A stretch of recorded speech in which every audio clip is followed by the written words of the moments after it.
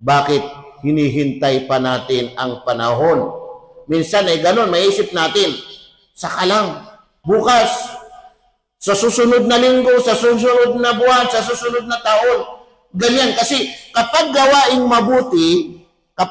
mabuti, ang iisipin mo ay ididili mo yan eh. Saka lang.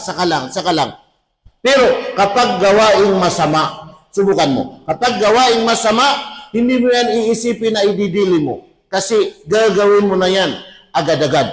Pero gawaing mabuti, alang-alang sa Allah subhanahu wa ta'ala, ay ididili natin. Kaya huwag natin gawin yun, mga kapatid. Kasi kapag dumating sa atin ang ating takdang oras, ang ating kamatayan, hindi na ito madidili. Hindi na tayo bibigyan ng panahon na saka lang kasi magbabasa pa ako ng Quran, kasi magsasaulo pa ako ng Quran, kasi mag-aaral pa ako, kasi mamimigay pa ako ng kawanggawa, kasi gagawa pa ako ng mga kabutihan. Hindi na madidili, mga kapatid, na nananampalataya sa Allah subhanahu wa ta'ala. Kaya huwag natin idili ang mga gawaing mga kabutihan. Kung ano yung napagplanuhan natin, na itatak natin sa ating kaisipan, naisip natin, na ibig sabihin, mga plano na mga magaganda, mga plano na mga mabubuti, ay ipagpatuloy, gawin na natin itong lahat.